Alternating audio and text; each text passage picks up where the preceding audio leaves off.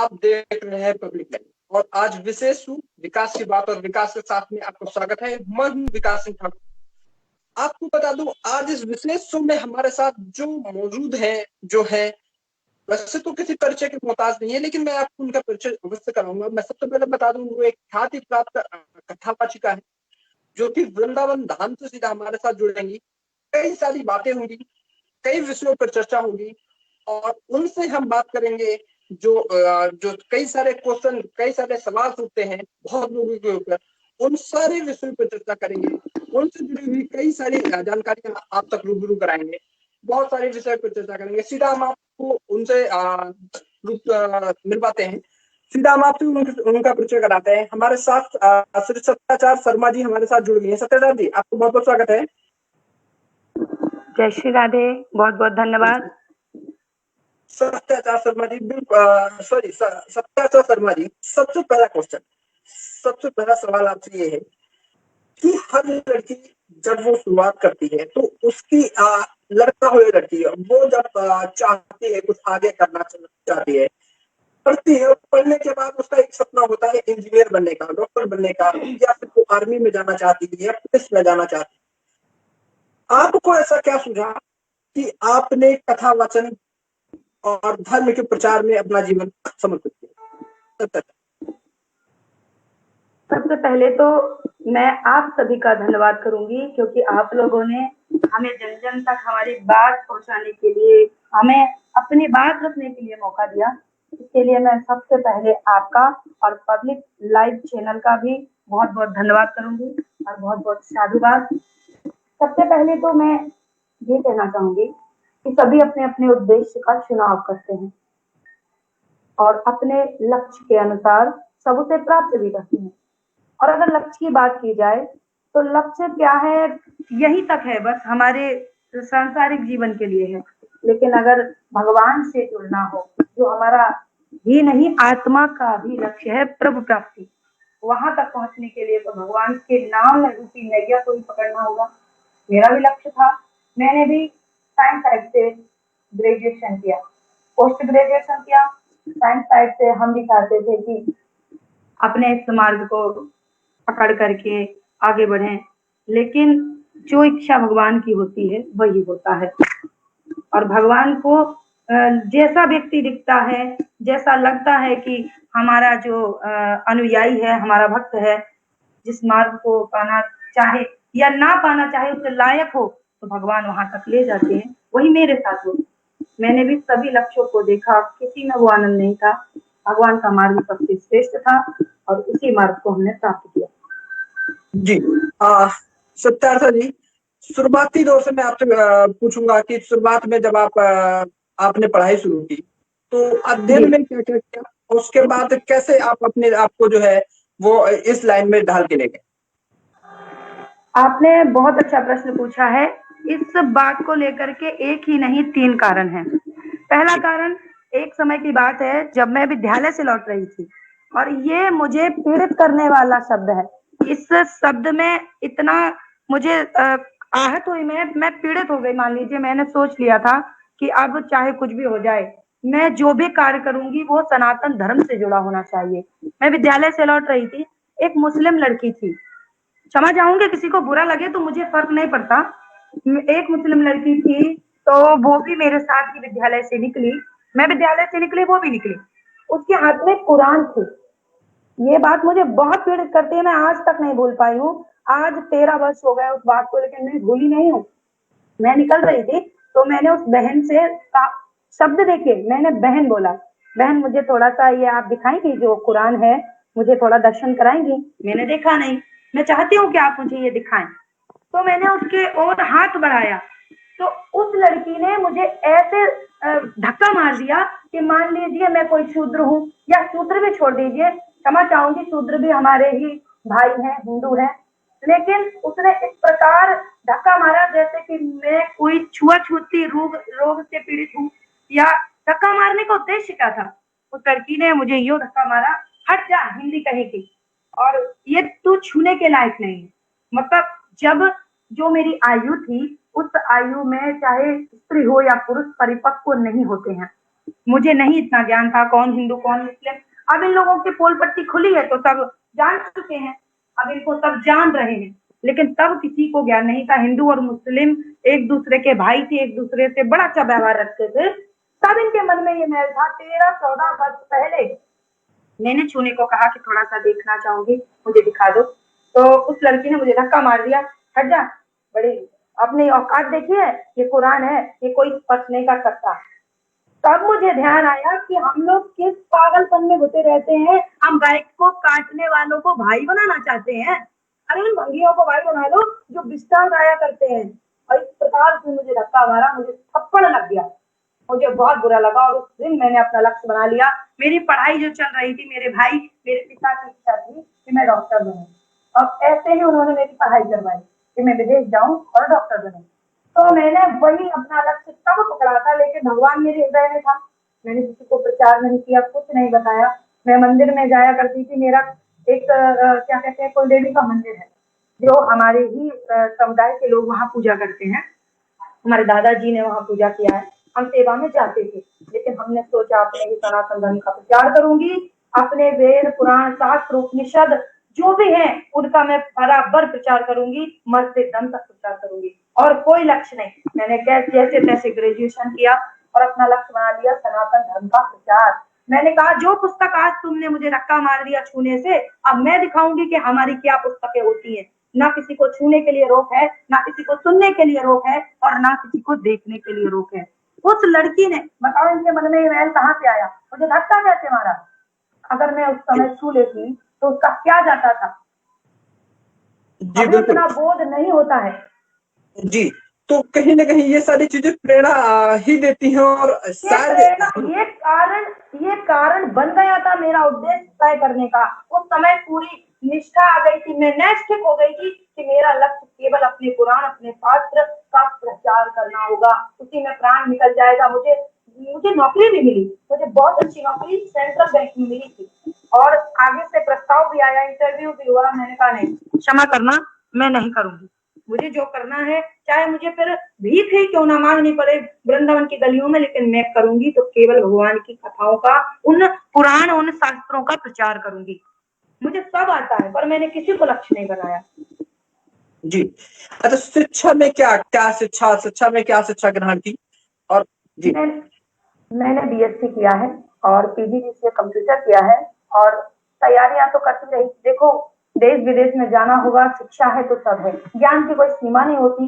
ज्ञान लेना अच्छा है, जब सभी क्षेत्रों में जाएंगे तो वहाँ के क्या मतलब वहाँ का बोलचाल है, ये सारी जानकारी, जिस मार्ग पे चलना है उसका ज्ञान तो होना चाहिए। इसलिए शिक्षा ले ली, और अभी संस्कृत से मेरा आचार चल रहा है, जी पढ़ाई अभी जी। भी चल रही है। ओके, तो तैसा जी, उसके अलावा जैसे कि आपने बताया, अच्छा जब आपने शुरुआत की, कथा वाचन शुरुआत की, कथाएं कहने शुरू की, तो क्या हाँ बाधाएं आई? क्योंकि ये भी होता होगा, क्योंकि आप महिला है, लड़की है, जी तो जी आपको लोग जी बिल्कुल गलत मतलब बहुत सारी चीजें ऐसी होती हैं, बहुत सारी जगहों जी पे जी आप जी ऐसे नहीं आती होंगी अकेले नहीं, तो क्या बाधाएं रही, वो कैसे शुरुआत इन सब चीजों को फेस कर सके?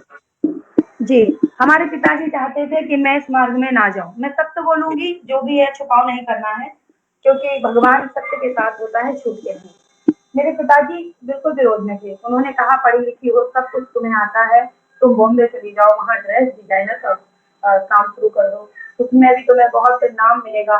मैंने कहा नहीं, मैं इस गंदगी में तो जा ही नहीं सकती, इससे अच्छा है मेरी मृत्यु हो जाए। मैंने कहा पिताजी मैं करूंगी तो केवल कथा वाचन करूंगी, अन्यथा मैं कुछ नहीं करूंगी। पिताजी बोले डॉक्टर की तैयारी कर लो, इतना पढ़ाया लिखाया कुछ तो करो। मैंने कहा नहीं, मैं कथा वाचन करूंगी, मेरे मतलब पक्ष में हो जाओ तो ठीक है, अन्यथा। इतना मैंने प्रयास किया, कम से कम नहीं तो मैं 10 वर्षों तक पिताजी को मनाने में लगी रही।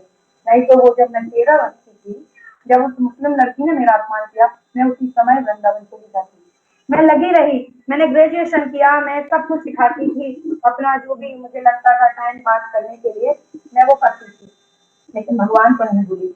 और भगवान से मैंने कहा प्रभु कोई साथ देना दे, अगर तू साथ देगा तो मुझे पता है मैं पूरे अपने ही गांव से नहीं, मैं पूरे संसार से जंग जीत जाऊंगी, तो अगर साथ दे। मैंने पिताजी को ये भी बोला था, मुझे नहीं बताना चाहिए, फिर भी मैंने कहा था पिताजी मैं तो सम्मान वाला कार्य कर रही हूँ, मैं कोई अपमानित करने वाला कार्य नहीं कर रही हूँ। आप मुझे आगे क्यों नहीं बढ़ने दे रहे हैं। अब हमारे पिताजी ने कहा कि नहीं, हमें कहीं भी तुम्हें बाहर नहीं भेजना है, तुम यही तैयारियां करो, मैं नहीं जाने दूंगा। लेकिन मैंने विरोध किया, मैंने अंत में जो नहीं करना चाहिए, मैंने उनको मर जाने की तक धमकी दे दी। मैंने कहा मैं अपने प्राण त्याग दूंगी। तब हमारे पिताजी ने तैयारी करके गाड़ी से हमको वृंदावन लेके गए, अन्यथा वो हमारे लिए बिल्कुल तैयार नहीं थे कि हम कथा करें। बोले समाज में ये सब लोग गलत बोलते हैं कि बिजनेस बना लिया, तुम्हें अगर बिजनेस का नाम देना है तो कोई और मार्ग पकड़ लो, बेटा इस काम को मत करो। और मैंने कहा कि पिताजी कुछ भी हो जाए, हमें बस यही करना है, और कार्यों में क्या अपमान नहीं मिलता, बुरे कार्यों के लिए कोई इजाजत लेता है। कई कार्य ऐसे हो रहे हैं संसार में जिनके लिए किसने इजाजत दी, कोई इजाजत नहीं लेता। तो मैंने कहा अच्छे कार्य के लिए क्या सोचना, पिताजी मेरा साथ दीजिए और आप चलिए। तब जाकर के हमारे पिताजी वृंदावन गए। समस्याएं भी आई। मैंने 5 विद्यालयों में मैंने इतना मेहनत किया कि मैं जानती हूँ जितना मैंने कॉलेज पास करने में मेहनत नहीं किया था, जितना मुझे अपने आप को संस्कृत में पूरी तरह से प्रवेश कराने में लगा। मैं 5-5 विद्यालयों में एक साथ पढ़ने जाती थी। लोग कहते थे कि इतना पढ़ोगी तो तबीयत बिगड़ जाएगी, इसलिए पढ़ाई जरूरी नहीं है। मैंने कहा नहीं, मुझे करना है तो करना है। वैसे भी ये बहुत बड़ी बात है, अगर आपकी निष्ठा सच्ची है तो फिर भगवान ये मान लीजिए आपके साथ खड़े हो जाते हैं। मैं अकेली, बस पिताजी मेरे साथ थे, मैं वहीं जाकर रहने लगी। और अब तो पूरा व्यवस्था है, अब कोई परेशानी नहीं है। बहुत परेशानियां आई, एक साथ इतनी पढ़ाई करना, 5-5 विद्यालय, फिर यहाँ व्याकरण भी, फिर संगीत भी, बहुत परेशानियां आई।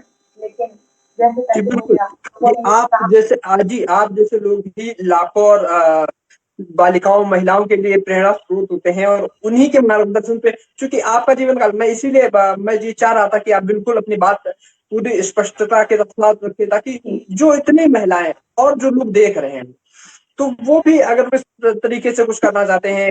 बहुत से लोग ऐसे होते हैं जिनका जीवन कहीं ना कहीं बीच दुविधा में फंसा हुआ होता है, और वो सोचते हैं कि मेरा कोई आइकन नहीं है, तो वो आपको आइकन माने। और जैसे कि आपने भगवान के लिए हर बाधाओं को बड़ी आसानी से दूर किया, और उसके बाद आप भगवान के पास, आप कहीं ना कहीं श्री कृष्ण जी के सेवा भाव में लगे।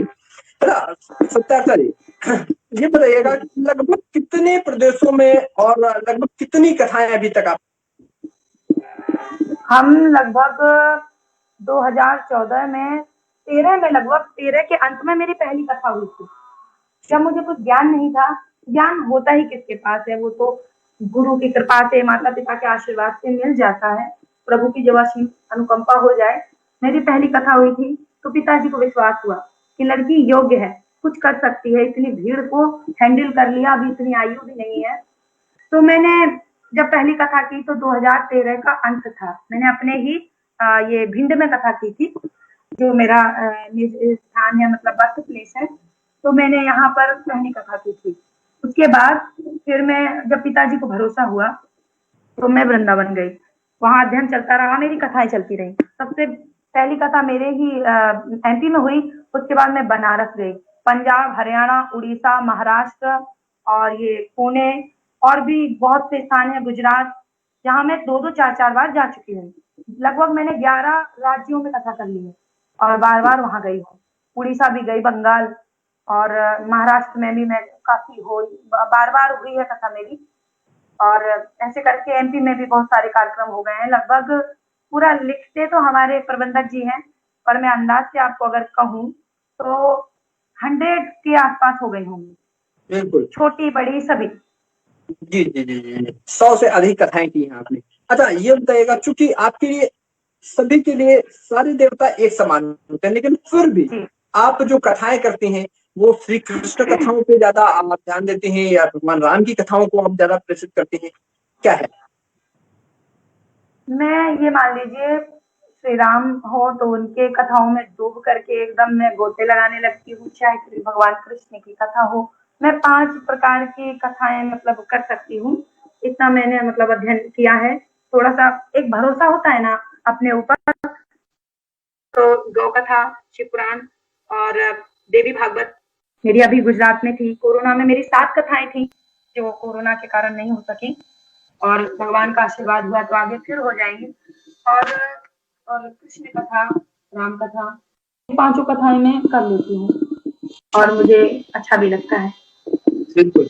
अच्छा, राम कथा चूंकि आपको पता है मर्यादा को सिखाती है, मर्यादा में बंध के वो कथा, तो वो राम कथा का कुछ ऐसा पार्ट दर्शकों को थोड़ा सा बताइए कि वो उससे चूंकि पूरी कथा ही प्रेरणा स्रोत है, पूरी कथा आप भगवान श्री राम का जन्म से लेके अंत तक जब तक आप देखेंगे तो उनका एक नाम राम ही जो है वही एक प्रेरणा स्रोत है, लेकिन फिर भी आप किस जगह का प्रसंग ऐसा लगता है कि वो प्रसंग जो है इंसान को अपने जीवन में पूर्ण रूप से उतार भी देना चाहिए?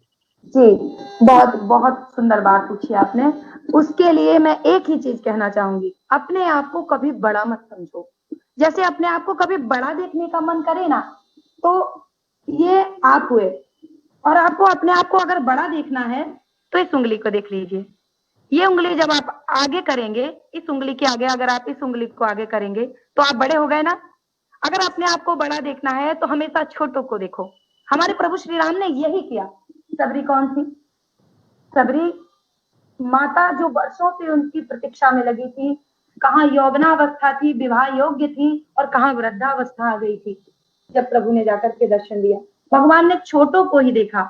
अगर वो अपनी उस शक्ति को जो उनके अंदर जो दिव्य शक्ति थी उसे दिखाते, तो वो यानी कि वो अपने आप को बड़ा बताने का प्रयास करते। संसार में बड़ा कोई नहीं है, सिवाय भगवान के कोई बड़ा नहीं है। अगर किसी को देखना है बड़ा अपने आप को तो छोटों को देखे। भगवान प्रभु श्री राम ने यही किया।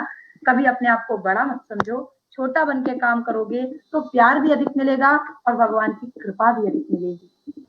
बिल्कुल सत्यार्थ जी, एक प्रश्न और है, क्योंकि ये प्रश्न मेरा नहीं है, उसके अलावा कहीं ना कहीं कई कथाकार भी ऐसा कहते हैं और ये मान सकते हैं लोगों की मानसिकताएं भी इस प्रकार की हैं, चूंकि इस पर अभी भी बहुत सारा विवाद है, जो मैं अगला प्रश्न करूंगा उस पर बहुत सारा विवाद है।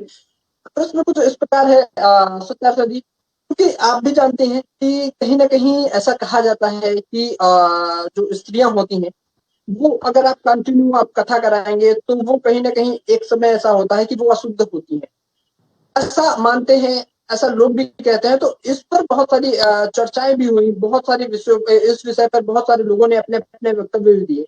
कई कथाकारों का मैं नाम तो नहीं लूंगा, लेकिन ये जरूर कहूंगा कई बड़े बड़े कथाकार हैं, इन पर टिप्पणी करी कि महिलाओं को व्यास गद्दी के ऊपर नहीं बैठना चाहिए, नहीं कथाएं कहनी चाहिए। कितना एग्री करती है? एक बात मैं बोलना चाहूंगी उन लोगों के लिए, मुझे हंसी आती है कि भगवान स्त्री पुरुष कभी किए ही नहीं, लेकिन फिर भी इंसान करता है तो उनका उत्तर उन्हें मिलना चाहिए। जो धर्म की ध्वजा है ना भैया, उस ध्वजा को पकड़ने वाले के दो पैर होते हैं, जो एक स्त्री रूपी है, एक पुरुष रूपी है। धर्म की ध्वजा पकड़ने वाले दो पहिए हैं, जो स्त्री रूप में और पुरुष रूप में है। दूसरी बात, जो ये बात कहते हैं वो मूर्ख हैं, और मैं उनसे कहूंगी जड़ हैं और जन्मजात जड़ हैं। क्यों? क्योंकि जब स्त्री, आप अभी मुझे लगता है पिता नहीं बने होंगे, जब आप किसी कन्या के पिता बने तो आप इस अनुभव को बहुत अच्छे से जान पाएंगे। मुझे लगता है कि मुझे लाइव ये बात नहीं बोलनी चाहिए, लेकिन कथावाचिका के पहले मैं साइंस स्टूडेंट हूँ। मैंने साइंस का बहुत अच्छे से पढ़ा भी है और अनुभव भी किया है। मैं खुद जानती हूँ, ये लोग जो बोलते हैं इनको लज्जा भी नहीं आती ऐसी बात करने में। स्त्रियां तो लज्जा के कारण अपने कहते हैं कि इन शब्दों को मैं भी बोलने में संकोचा रही हूँ, क्योंकि क्षमता नहीं है जो इस प्रकार की बातों को, जो मर्यादित शब्दों को अमर्यादित करके बोल दिया जाए, बहुत बड़ी बात है। जिसने भी इन बातों पर प्रश्न चिन्ह लगाए हैं, या तो वो पढ़े लिखे नहीं है, ठीक, वो पढ़े लिखे नहीं है, उनको ज्ञान नहीं है। एक बात बताइए कि क्या कहूं, मैं तो खुद मुझे लग रहा है कि मैं कैसे इन बातों को रखूं। वो कहते हैं अशुद्ध वाली बात, तो उनसे ये प्रश्न कीजिएगा, क्या जन्म से लेकर के मृत्यु पर्यंत तक स्त्री की वही दशा रहती है? दूसरी बात, अब मैं खुल के कह दूं, मुझे कोई शर्म नहीं, कोई लज्जा नहीं, क्योंकि जब पुरुषों को लज्जा नहीं आती तो हमारे लिए हम ही बोलने में क्यों लज्जा करें। जिन चीजों के लिए लज्जा करनी चाहिए मैं करती हूँ, हम क्या सभी स्त्रियां करती हैं। पहली बात कि अगर वो कहते हैं कि उनको ऐसा नहीं करना चाहिए, तो जो भी कन्या, आप जब पिता बनेंगे तो अनुभव कर लीजिएगा, जब कन्या 11 या 12 वर्ष की हो जाए, उनके घर में स्त्रियां उन्हें ज्ञान देती हैं कि बेटा अब आपके शारीरिक परिवर्तन होंगे, आपके जीवन में कई विभिन्नताएं आएंगी, आपसे कई क्रियाएं बदल जाएंगी। तो आपको ध्यान रखना है, जब हमारी माता, भाभी, बहनें सभी ये सब सिखा देती हैं, तो क्या हम वो गलती दोहराएंगी? जब अबोध है तब हम जानती हैं, तो क्या वो गलती दोहराएंगी? हमारे दिमाग क्या निकाल लिए गए हैं? जो ऐसी बात ये लोग बोल देते हैं, इनको तनिक शर्म तो आनी चाहिए। एक बात साइंस के साथ पे आ जाइए, अगर ये पढ़े लिखे हैं तो देख लीजिएगा, और अगर ये वीडियो को कोई भी डॉक्टर देखे तो अनुभव कर ले कि मैं गलत बोल रही हूँ या सही बोल रही हूँ।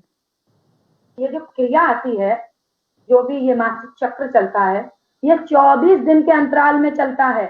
24 दिन मैं अभी क्या है कलम और कागज तो नहीं रखी हूँ, नहीं तो मैं वो समझा भी देती कि कैसे होता है। मैं आपको उंगलियों पर समझाती हूँ। नहीं, 24 दिन चूंकि चूंकि चाचा जी, ये उन लोगों के लिए एक जवाब था जो लोग ऐसा कहते हैं, क्योंकि मैंने बताया ना कि बहुत सारे कथावाचक हैं। जब आपने भी इन सब चीजों को फेस किया होगा, बहुत सारे लोग हैं इन सब विषयों पर बिल्कुल चर्चा करते हैं, कहते हैं कि जो है एकदम अभद्रतापूर्ण मूर्ख, जिन्होंने वेदों का अध्ययन नहीं किया, केवल रटे हुए 7 दिन की कथाओं को तैयार कर लिया और बकवास करने लगे, वेदों का अध्ययन नहीं किया। कहते हैं स्त्रियां वेद नहीं पढ़ सकती। कौन मूर्ख कहता है वेद नहीं पढ़ सकती? ये बताइए कि गार्गी आदि कौन थी?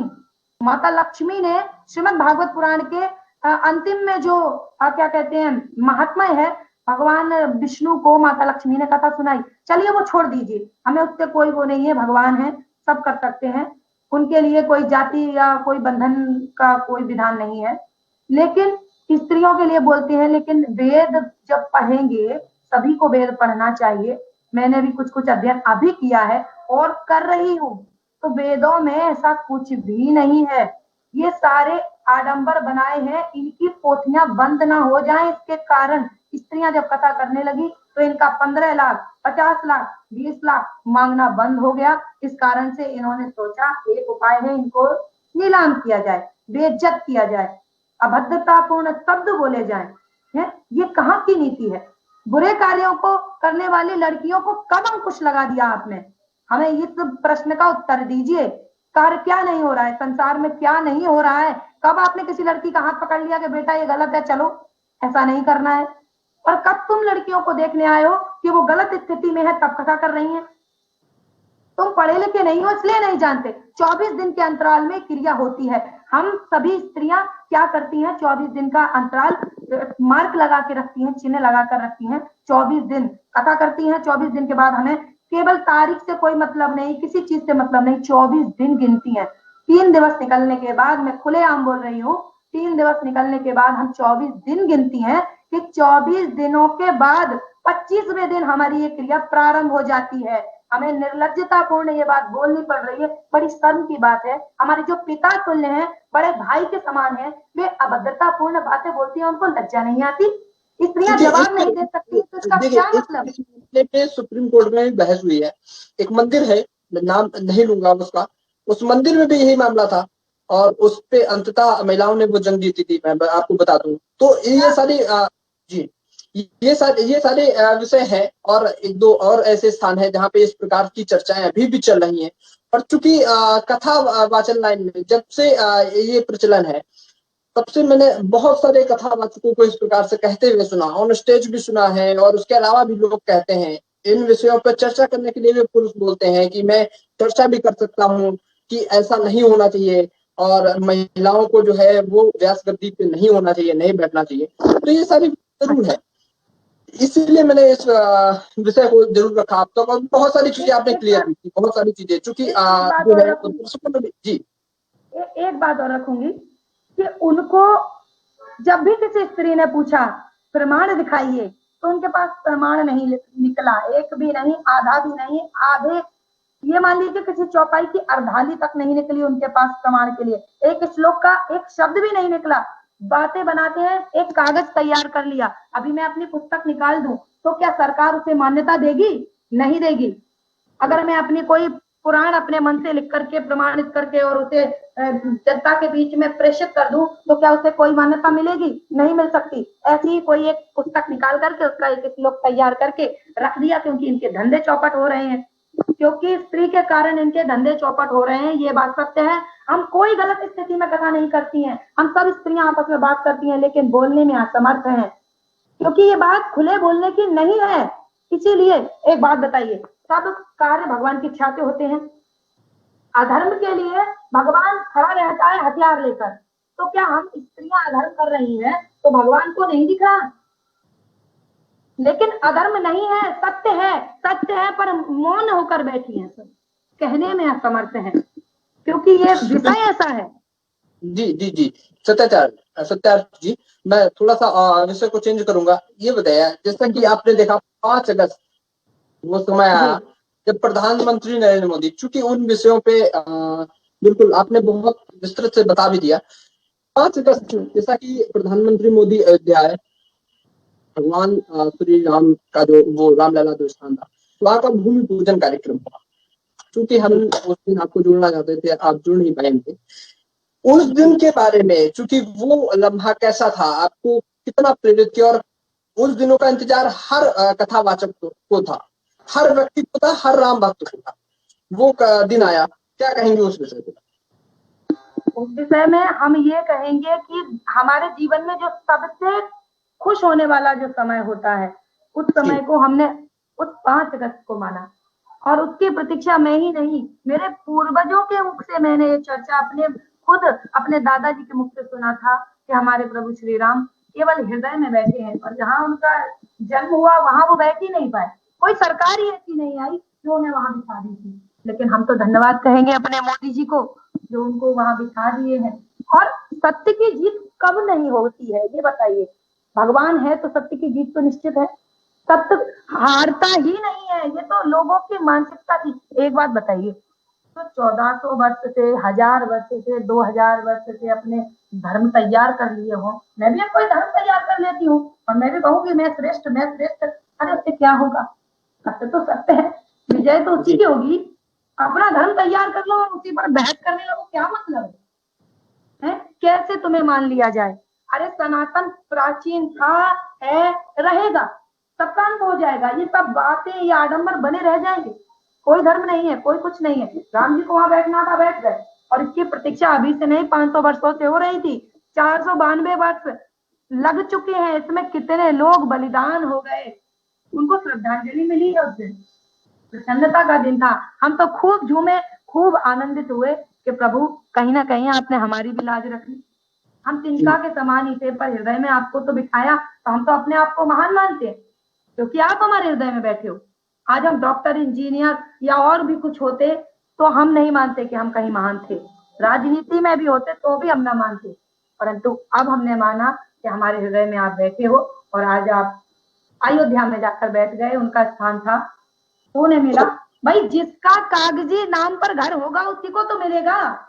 कोई भी आकर कहने लगे ये हमारा घर है। सत्याचार जी कब जा रही है अयोध्या? हमने तो, अरे आपने बहुत बहुत सुंदर बात फिर से कह दी। आप एक बात सुनिए, हमने कहा था, हम जब इस मार्ग पर चले थे, हमको पता चला था कि राम जी अपने मंदिर में है ही नहीं, किसका दर्शन करने जा रही हो? हमने कहा था ये संध्या का समय है, बिल्कुल मिथ्या नहीं बोलूंगी। मैंने कहा था कि प्रभु जब मंदिर में बैठ जाएंगे तभी जाऊंगी। ये मेरा, समझ लीजिए, भगवान से मेरी लड़ाई हो रही है। अपने स्थान में क्यों नहीं बैठते? हमें क्या पीड़ा नहीं पहुंचती? हमारा अपमान करवा रहे हो। सभी हिंदू अपमानित हो रहे हैं, बस मुख में राम है और वहां पर बैठे ही नहीं है। तो हमने ये बात भी सोच ली थी कि जब बैठेंगे तभी जाएंगे, कोरोना को हटने दो, दर्शन करने जरूर जाऊंगी। शायद ऐसा ही कोई संकल्प जो है प्रधानमंत्री मोदी ने भी किया था, और उन्होंने भी चूंकि जब वह अपना पहला संबोधन दिया तो उन्होंने ये बात कही थी, राम काज की मैं बिनु मोहि कहाँ विश्राम, और वो कहीं ना कहीं इसी मामले को इंगित करता था। जैसा कि कहा भी जाता है कि प्रधानमंत्री मोदी ने संकल्प लिया था कि जिस दिन प्रभु श्री राम की नींव रखी जाएगी, ईंट रखी जाएगी, तभी मैं जाऊंगा, उसके पहले नहीं जाऊंगा। तो वैसा ही शायद आता है, और अब वो योग भी हो गया है। अब मैं बहुत खुश हूँ, मुझे लग रहा है कि ये मार्ग जो मैंने पकड़ा है, जिसका चुनाव किया है, गलत नहीं था। मेरे एक व्रत का पारण तो हो गया, अब आगे और भी है। मैंने इसी चर्चा पर 11 कथाओं का संकल्प लिया था, लोगों ने इससे भी प्रश्न उठा दिया, अरे मुंह चलाने वालों के तो मुंह छापते ही नहीं है। कहने लगा शायद आपकी आवाज थोड़ी सी डिस्टर्ब कर रही है। माइक शायद दूर हो रहा है, इस वजह से आपकी आवाज नहीं आ रही। जी जी, आप अब 11 आवाज आ रही है। जी 11 हाँ, कथाओं की बात कर रही है। मैंने क्या है 11 कथाओं का संकल्प लिया था कि राम मंदिर जब घोषणा हो जाएगी कि प्रभु श्री राम के लिए उनका मंदिर बनेगा, तो मैं 11 कथाएं निःशुल्क करूंगी। लोगों ने कह दिया आप अपनी रोटी तवे पर सेकने लगी। ब्रजवासी भी थे कई ऐसा प्रश्न करने वाले कि मौके पर आप तवे पर अपनी रोटी सेक रही हो दीदी। मैंने कहा रोटी सेकने वाली बात कहाँ से आ गई? कथा करती हूँ, कुछ भी करती हूँ, तो आपकी जेब तो कभी खाली नहीं होती हमारे लिए, तो आप क्यों परेशान हो? मान लीजिए मैं आपके घर आऊं, आप मेरा स्वागत सत्कार करें, आप जाते सर, वक्त मेरे घर से कुछ मेरे लिए करेंगे? मैं फिर रोकूंगा आपको, क्योंकि आपकी आवाज बिल्कुल नहीं आ रही है अब तक। और शायद माइक को थोड़ा सा नीचे करिएगा, आपकी आवाज बहुत ही वैसे आ रही है, दर्शक भी बात को नहीं समझ पाएंगे। जी अब बोलिए। जय श्री राम, अब सही आ रही है? जय श्री हाँ, राम। जी जी जी जी बोलिए। तो क्या है कि जब मैंने संकल्प लिया था कि 11 कथाएं मैं निःशुल्क करूंगी, तो लोगों ने यहाँ भी प्रश्न उठाया कि आप बीच में ही अपनी रोटियां सेकने लगी। मैंने कहा आपका क्या जाता है? अगर मान लीजिए मैंने ये संकल्प लिया, ये मेरी प्रसन्नता थी, मैंने व्यक्त की, तो आपका क्या जा रहा है? तो बोले वैसे 11 करने के बाद क्या शुल्क लेने लगेंगी? मैंने कहा शुल्क देता ही कौन है? जो देता है सेवा करने का फल ठाकुर जी देता है, शुल्क देने वाला है कौन और कौन देता है? तो मैंने बोले 11 ही करेंगी, ज्यादा नहीं करेंगे। मैंने कहा ज्यादा तो तब किया जाएगा जब 11 हो जाएंगी। संकल्प को पूरा किया जाता है, पहले अर्थ जानिए संकल्प क्या है। संकल्प कहाँ से लेने का संकल्प शुरू होगा सत्यार्चा जी? संकल्प कहाँ से शुरू होगा? पहली कथा कहाँ करेंगे? मैंने सबसे पहली कथा जो करी थी वो करी थी नहीं, मैं ये पूछ रहा था, मैं ये पूछ रहा, जैसे आप बता रही हैं कि 11 कथाएं आप करेंगी जब राम मंदिर का निर्माण शुरू होगा, जैसे आप बता रही हैं आपने संकल्प किया, तो वो उस 11 कथाओं में पहली कथा की शुरुआत कहाँ से करेंगी? अच्छा, संकल्पित कथाओं में से मैंने पहली कथा कहाँ की है? संकल्पित कथाओं में से सबसे पहली कथा मैंने होशंगाबाद में की है। होशंगाबाद पिपरिया में हनुमान मंदिर पर प्रभु श्री राम के परम भक्त श्री हनुमान जी महाराज दादा हनुमान के नाम से वहां पर प्रसिद्ध हैं। मैंने वहां पर पहली कथा की थी और उसके बाद मैंने पंजाब में की, पंजाब के अमृतसर में। ऐसे करके 4-5 कथाएं हो गई थी जब तक कोरोना ने कृपा कर दी। अब प्रभु जब तक कृपा नहीं करेंगे तो कोरोना जैसा दैत्य मारा ही नहीं जाएगा, तो अभी रुकी हुई है। अब ये 11 पूर्ण हो जाएंगी तो और कथाओं का संकल्प ले लूंगी। मेरा क्या है, ठाकुर जी की सेवा करते करते प्राण जाना है। बिल्कुल। अच्छा, सत्यार्था जी, कोरोना, चूंकि कोरोना काल चल रहा है, कोरोना काल में क्या कहेंगे आप लोगों से, क्या निवेदन करेंगी? लोगों से ये निवेदन करूंगी, हाथ जोड़ लूं इस समय तो मैं सभी अपने देखने वालों से और भगवान के भक्तों से ये बात मैं कहना चाहूंगी कि भगवान ने जो सृष्टि बनाई थी ना, 4 प्रकार के जीवों के लिए बनाई थी, केवल एक जीव के लिए नहीं बनाई थी। 4 प्रकार के जीव कौन कौन से थे? उद्भिज, स्वेदज, अंडज और जरायुज। उद्भिज जो क्या कहते हैं, धरती को फाड़ कर निकलते हैं, यानी कि वृक्ष आदि। अंडज जो अंडे से जन्म लेते हैं। जरायुज जो माता के गर्भ से जन्म लेते हैं। और स्वेदज जो पसीने से उत्पन्न होते हैं। 4 प्रकार के जीवों की सृष्टि थी। मानव ने क्या किया? जरायुज को नहीं रहने दिया। ठीक, जरायुज ये अंडज और स्वेदज ये सभी प्रकार के जीवों की सृष्टि थी, लेकिन इनको जीने नहीं दिया, सबको कष्ट पहुंचाया।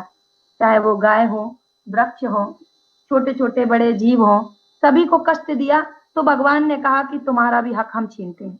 तुम्हें दिखाते हैं कि वो यातनाएं कैसी होती हैं, जो तुम्हें अभी नरक में तो मिलेंगी ही, अभी उसका तुम ब्याज ले लो, मूल तो बाद में मिलेगा, अभी ब्याज ले लो। तो वो कोरोना के रूप में भेज दिया। कोरोना हमें सत्य का ज्ञान कराने आया है, सत्य का ज्ञान कराना आया है, यानी मृत्यु का, मृत्यु क्या है? सत्य है। तो मृत्यु का ज्ञान कराने आया है कोरोना, कि सामने ही खड़ी है, सावधान हो जाओ, अभी भी संभल जाओ। गायों पर अत्याचार, भगवान के भक्तों पर अत्याचार, मैं ये नहीं कहूंगी स्त्री पर अत्याचार, मैं नहीं कहूंगी, क्योंकि स्त्रियां सबके घर में हैं और जैसे रखना चाहे जैसे जो करें हमें उससे मतलब नहीं है। मैं स्त्री हूँ इसलिए स्त्री के लिए नहीं कहूंगी, लेकिन वृक्षों पर सभी काट डाले। और ये गौ माता की क्या दशा है, सभी छोटे छोटे जीवों पर कोई दया ही नहीं है। भक्षण करने को और कुछ नहीं आ रहे, मिट्टी खा लेते।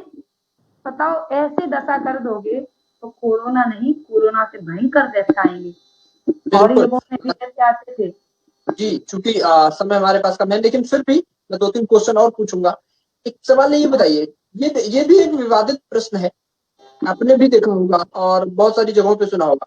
कुछ कथावाचक हैं, मैं फिर नाम नहीं लूंगा हाँ उन कथावाचकों का, जी कुछ कथावाचक ऐसे हैं जी जिन्होंने एक बयान दिया था कि जी जब अगर अल्लाह की इबादत हो रही हो उस समय कथा को बीच में बंद कर देना चाहिए, रोक देना चाहिए और अल्लाह की इबादत हो जाने दीजिए, उसके बाद कथा को फिर से जारी। इस पर बहुत विवाद हुआ और एक तो कथावाचक थे, ये उन्होंने जब बीच में ही अल्लाह को जो है अल्लाह अल्लाह करके इस टाइप से आपने देखा होगा सारी चीजें हैं, कुछ कथावाचिका भी उसी में शामिल है।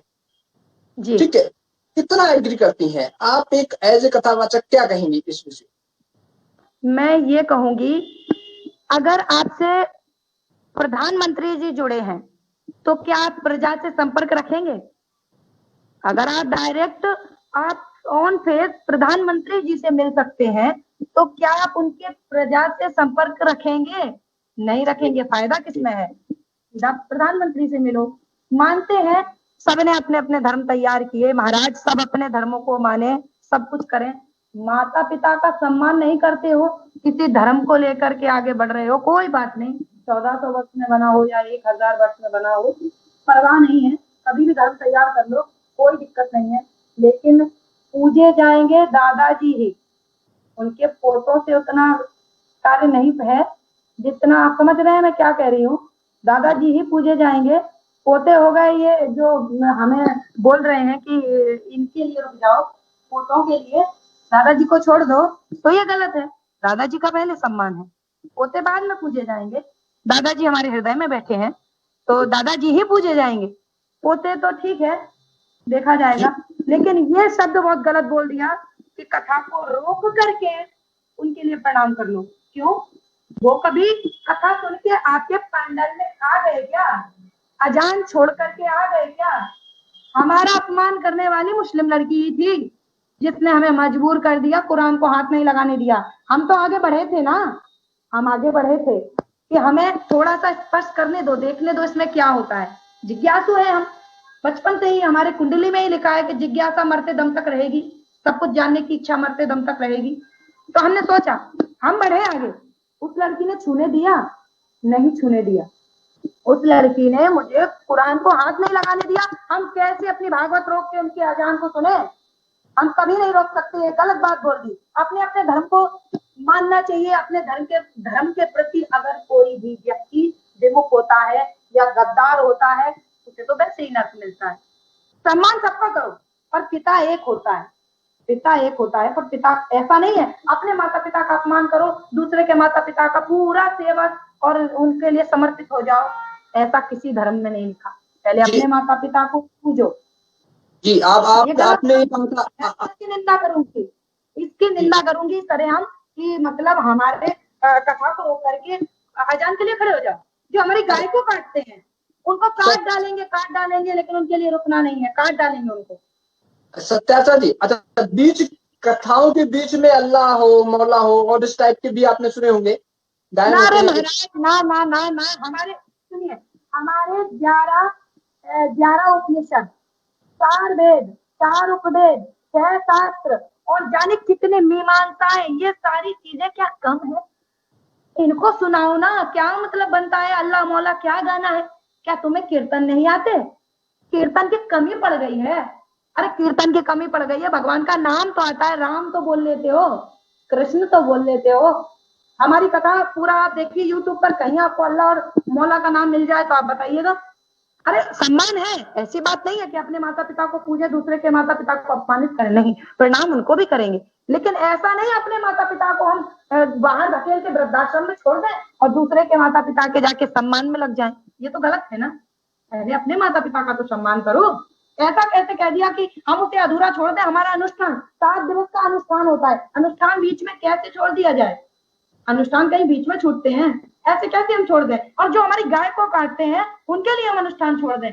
क्यों? और उन्हें हम क्यों भाई बना लें? हमारी गाय को तलवार लेके घूम रहे हैं।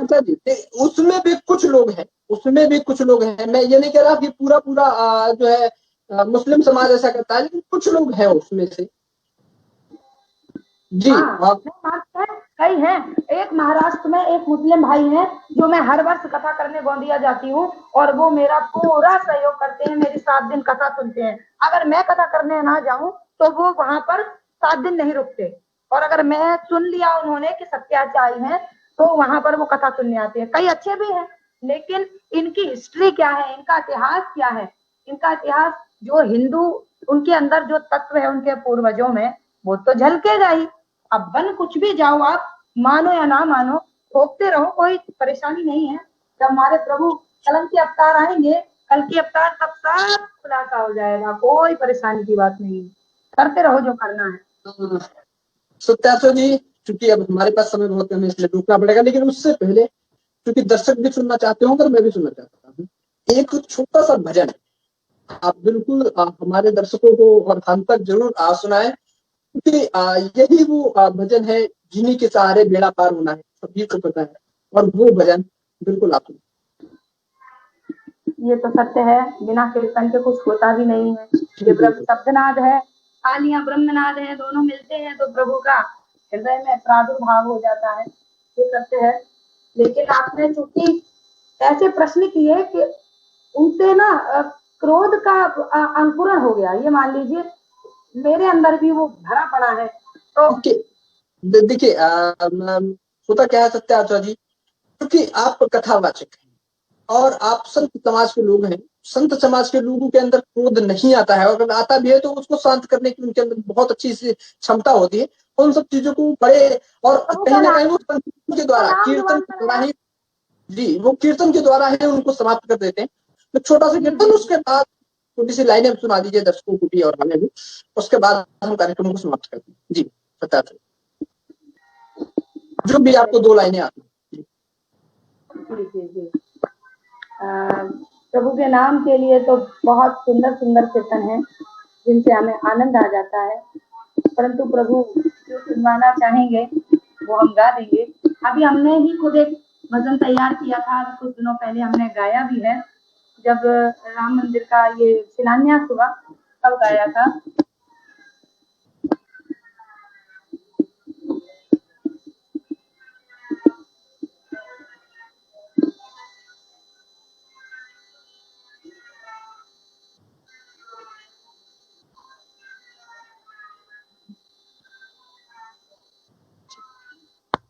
जी जी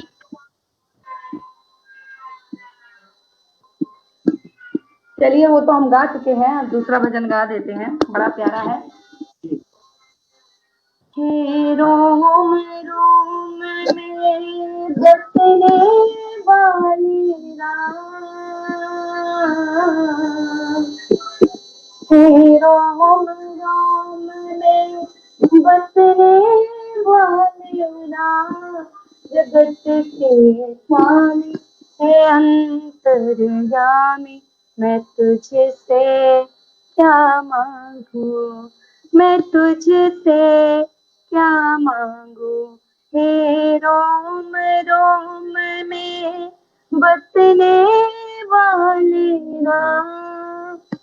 जय श्री राम, जय श्री कृष्ण। आपने अपने हमें समय दिया, आपने हर क्वेश्चन का बड़ा सटीक आंसर दिया, लोगों को बताया, उन सब चीजों को प्रकाश डाला, जो कठिनाइयां हैं उनको आपने बताया, हजारों लोगों के लिए आप मार्गदर्शक बनी, तो बहुत सारी चीजें आपने बताई। आपका बहुत बहुत धन्यवाद हमारे शो पे आने के लिए। आपका भी बहुत धन्यवाद, जो आप हमें सभी हमारे प्रेमियों पर, हमारे अपनों के बीच हमें हमारी बातों को पहुंचा रहे हैं। ये बहुत बड़ी बात है। पब्लिक लाइव के माध्यम से आपका पहले धन्यवाद हमारा बाद में, क्योंकि हम तो घर में है तो हमें कौन जानता है, प्रचार करेंगे आप तभी हमें लोग जानेंगे ना। बिल्कुल बिल्कुल बिल्कुल, हम धर्म का प्रचार करेंगे हम।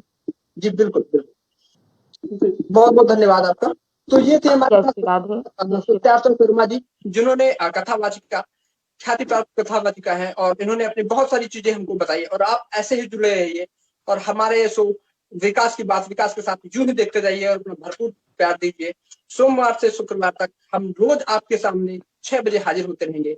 आप यूं ही बने रहिए और देखते रहिए पब्लिक।